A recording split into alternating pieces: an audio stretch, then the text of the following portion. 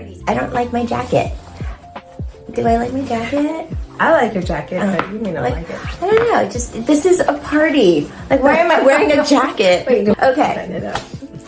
As usual, we come up with questions just to help our audience get through everything, get through the economy, and know what is going on in regards to searches, what companies are looking for. So, welcome to Search Parties.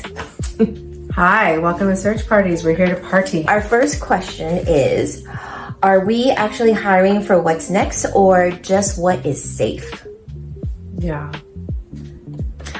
I don't like the word safe nowadays. I feel that it is our go-to to just feel comfortable. And obviously nowadays, yes, everybody wants to feel safe, but safe and comfortable doesn't really get you to the next level. Right? I feel that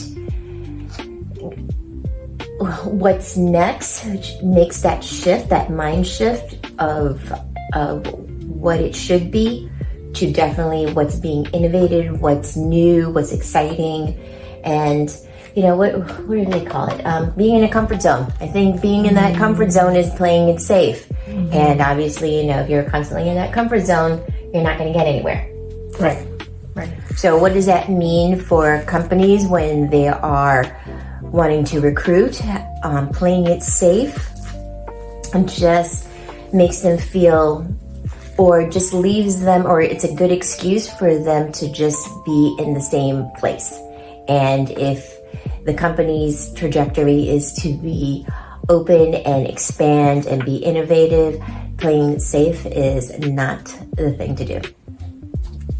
Yeah, I think you bring up a really good point. I mean, I think we know just in general, a general life rule is that growth is pain, and pain isn't safe, right? Pain is remorphing, it's innovation, it's recreating, it's redefining who we are. I think that, you know, if you were to ask me what does my client base look like and who's playing it safe and who isn't, I would probably say that we're still at like 40% of my clients are looking to kind of not play it safe and are looking to kind of go out there, but there's still a strong 60% of people or clients and companies that just want to fill the role. Let's just fill the role, right? And I think there's mental exhaustion, there's fatigue in there where they're just like, well, we don't want to have to go recreate a new role or have to find a leader that's going to disrupt the organization. People kind of want to keep it static for whatever reasons. Maybe it's post-pandemic and people are a little bit freaked out and they're kind of exhausted by that. Maybe it's the tough economy. Maybe it's the tariffs.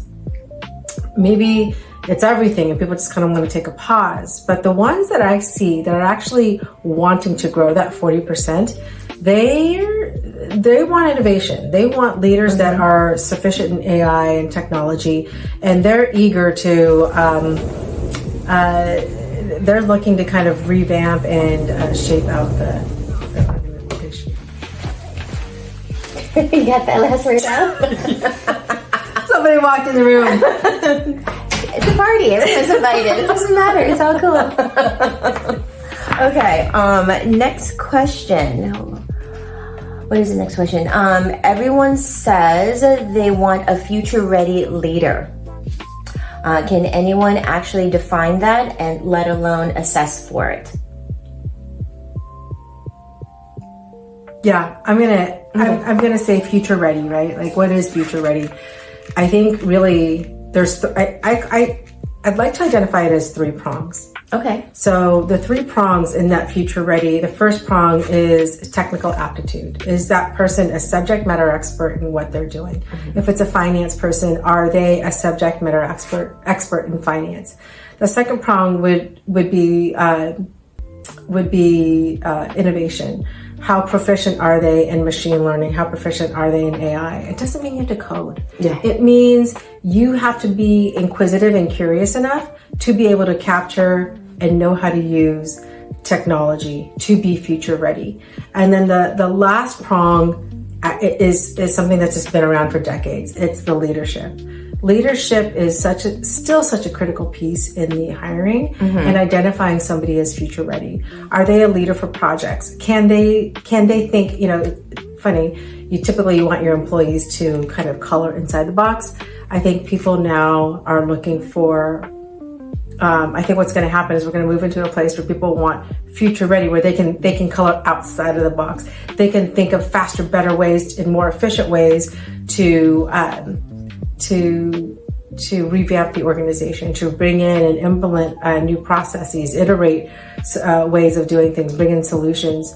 And how do you identify that right future ready leader? I would say is those 3 prongs. Okay, and I agree with all those 3. I think maybe to add a little bit more to that is some of these leaders, some of them are old school, and the ones who are staying in the companies is a lot longer, are looking for the next generations of leaders who, like you said, that are, technology ready, but then also the way they think and the way, there's that human element that nowadays that the younger generation coming up is definitely different than the generation before. So it's almost, if the new leader is coming in, they have to be 2 steps ahead of the new generation that's coming up. Yeah. So I think there's also an added to that question. I think the question was, how do you assess it, right? And that is something, identifying those 3 prongs are, I think that a hiring manager can try, but I think the reason why I'm not trying to promote executive search or headhunters, but that's what we do, right? We're listening into those 3-pronged efforts, right? Is this person a leader? We're not saying, hey, how many people have you led? Okay, great, you're good. We're actually understanding their story, their successes, their experiences, the things that they have contributed for growth in the organizations. And hiring managers don't have time for that. And I love that we get to do that. And identifying those future ready leaders. And like kind of going back to the first question, not everybody wants a future ready leader. People just want someone to fill the seat. Right. So we could do both. Right. Yeah. I have to say, also adding to that, it's not just the successes, it's also the failures, and then also adapting and pivoting from the failures that they've come across. In every failure, people should learn something from it. So, and that could turn into a success. So I always like to ask that question. It's like, okay, yes, you have successes, and at any point, leaders, all the chief officers that we're talking to, yes, they have successes, but also tell us about your failures too. Identify those and really go deep and what came out of it. You'd be surprised of what anybody else can learn from those situations. Okay, so our next one. At what point does a bad C-suite hire become too expensive to keep treating search like a transaction? Oh my gosh. That just it's just triggering emotions. Bad C-suite hires. We have stories. I know you have stories. I have stories of bad C-suite hires. Yeah. I don't even know where to begin. Well, I think that the question is, at what point does a C-suite hire become too expensive?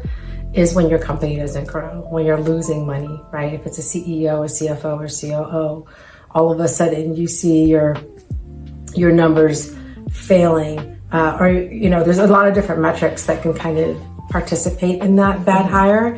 If you realize that the bottom line isn't as fruitful as you thought it was going to be. If you take a look at your turnover, maybe you've got terrible turnover, or maybe something as simple as your bankers don't want to invest in you. You've got some problems there where your C-suite is not the leader that you need. And at that point, when you're making that if the ask is, at one point, is it just a transaction? That's a transaction. You just want someone to kind of do one piece of a job. Right.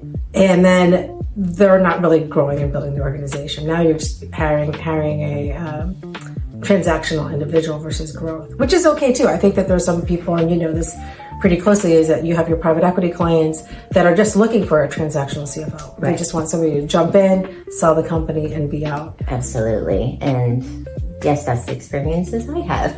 Yeah, but if you want somebody who's going to grow the company, then you have to take a look at, the contributions, the multifaceted contributions, not just one. And that's not a transaction. Yeah, and it's how expensive. The question is, how expensive is it? It's beyond what when they first hire, right? It's like there's their salary, but of course, when the company becomes an exit, it's going through an exit, then that's the pain point of where it becomes too expensive that everyone has to realize. And yes, what is their contribution to the company to help it grow? And in my case with private equity, when they always looking at an exit, and if they don't versus how much they pay, it's this whole convoluted amount. And for me, it's always about the numbers for everybody else, but it is more so of how everybody feels about it. A bad C-suite just makes you feel icky. Yeah. And depressed. It's bad. Yes. Yeah. Okay, so can today's executives actually lead people they never see? I'm not going to say this out loud because some clients are going to get mad, so they're going to be happy about it. So can I opt out of this question? Sure. I'm kidding. Can today's executive actually lead people they never see? I would say yes. Yes, they can. Though they have to be a really, really good leader.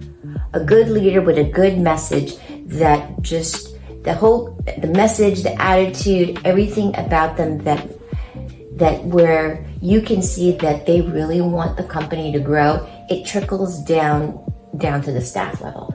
Yeah. Right? Yeah. If it's a small company of like 10 people, then my goodness, if the executive is not looking at that staff member or having those conversations in the kitchen, then I'm so sorry for you.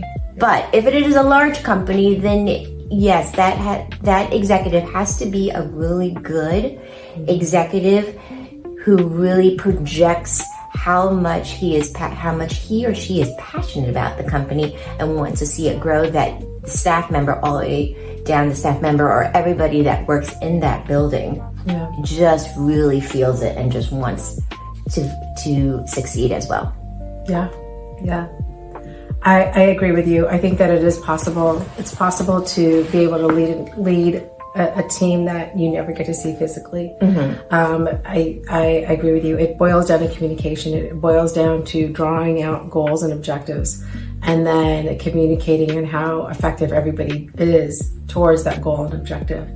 I think that there are some companies that are failing in remote workers. And I think the reason why they are failing is they're not hiring correctly.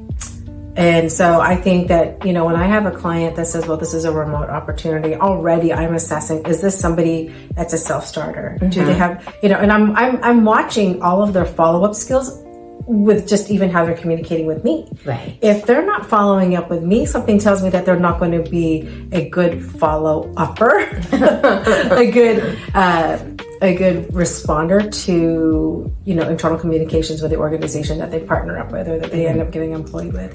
I absolutely do think it's possible. I do think that it's super instrumental that you hire the right person. If you know you're a remote organization, you must hire for somebody that is that's a self-starter. You have to identify, their communication skills. How proactive are they? If you are trying to hire for someone that you're never going to see and they're just kind of a check the box or kind of a taskmaster, which there's nothing wrong with that. then I would say you have to be prepared to kind of check off the boxes of that taskmaster, making sure they're doing their duties. But from a leadership standpoint, if you want to work in a remote, if you want to operate a remote organization and be productive, the communication has to be there, and your hiring has to be effective and correct. I would say communication has to be has to be solid at the very beginning. Just say, this is how we do it. No ifs, ands, or buts. And this is how we communicate, and just a constant cadence of it. So then, yes, it's so easy when you're in an office. You could just come into their room, see them at their desk. But if they're remote, it's really difficult. So having that kind of culture where it's, here, this is what we have to do as far as communication, I think that would just lead to a lot more successes in the company that's remote. Do we have any more questions? I don't think so. I thought there was one. Oh, there's one. Okay. Yeah. If AI can now do the search part, what's the real value of a search firm? Try me. I'll talk all day about this. Wait, Exactly. How many minutes do we have? Exactly. What's the value of a search firm? I mean, come on. Yeah. What AI can do, let's be honest, AI has been around for how many years already? 2, 3, 10? I remember working with a client that was in AI. They were about 8 years ago, but it was still so new. It was so new, yes. Yeah. Yes, so new, and it's not as, now it's just everyone has it, everyone and their mother can use it. But what is it still missing when it comes to communication? It's that human touch, that human communication, hearing that tonality. That's important.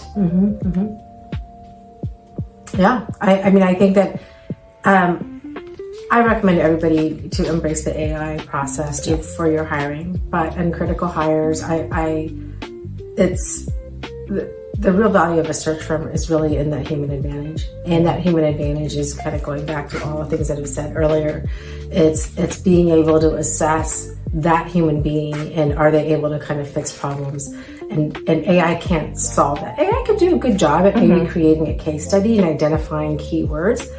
But the danger is that these days, people have gotten super smart in using keywords to meet the algorithm. Okay, so now they're meeting the algorithm, great.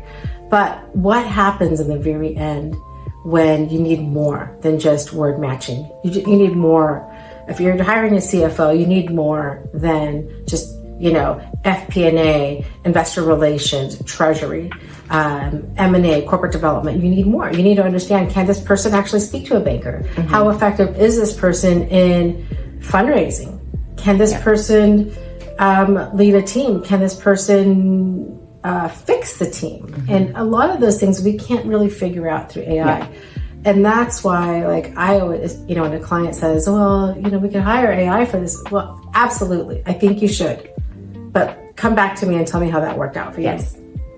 And oftentimes I've heard a client go, well, okay, I give up. It's like when you call American Express and you're thinking that you could just do it by the chat. But at the end of the day, how often have we all just frantically pushed the zero? Please, just give me a human being, right? GoDaddy, as an example, I hate to go on a tangent, but I am so impressed with GoDaddy. I had some DNS issues, for those of you who know, that, but website issues, and I'm trying to figure it out through AI. I'm trying to figure it out through the chat box. Finally, GoDaddy's like, call us. We have a phone number. I called, and it was a human being that was like, yes, we know this problem. Yes, I can see where the problem is. And yes, here's how to fix it. And I was like, oh my God, thank goodness. If I melted in their hands. I'm like, oh my God, this is great. So that's what people need. And why would you hire a CFO or CEO or COO or VPs, even for that matter, who are going to control your organization, and you're not assessing those little nuances that you need to know daily? I have to say that also AI, and you're absolutely right with the keywords, but another layer that it's not identifying are hard situations or hard questions to the candidates or even to the company. As recruiters, we want to know every little thing about the candidate and the client to find the right match. Sometimes AI won't recognize it. They just know what prompts it will work based off of, and then that's it, right? But we ask the hard questions, like, okay, your last quarter, it was this much, and there was a flood. I remember there was a flood. Did you, and a company, push their deadlines? AI is not going to ask that. AI, no one's ever going to think that. But people's experiences, like what we went through, will ask those kind of questions, and will ask, okay, are you looking for somebody who is willing to stay later? Or, how is their stress level going to factor in on a Friday afternoon when something is due Monday morning? That kind of thing. So yes, we still bring in a lot of value. Yeah. Plus we have a better sense of humor. And we ask trick questions. We do. We ask hard questions. Yeah. People think that we have like cute questions. I know we're kind of doing it here. But when I'm talking to a candidate and I'm assessing their ability, it's not just question and then move on to the next question. It's really kind of understanding their story, and they're kind of forced to tell their story by the questions that I'm asking them. And that's something that maybe AI can do, but I don't think so. And why take the risk? And why, we've all been on a first date somewhere where on paper someone's like, oh, this looks great. Oh my gosh, I'm going to hire this. I'm going to marry this person. And then you get to them at a dinner table and you're like, yeah. It's like, like not the profile, okay. Or there's no chemistry, right? There's no chemistry, communication, as the kids call it, the vibe. The vibe isn't there. So why would you do that with your leadership team? Absolutely. And also, we can tell we're women. And when it comes to the dating, if your tonality is off, we will catch it. And we're going to ask harder questions. Yeah. So you still need us. Well, thanks for joining Search Parties. Yes, and continue watching. And we'll see you next time. More fun questions next time, promise. Bye.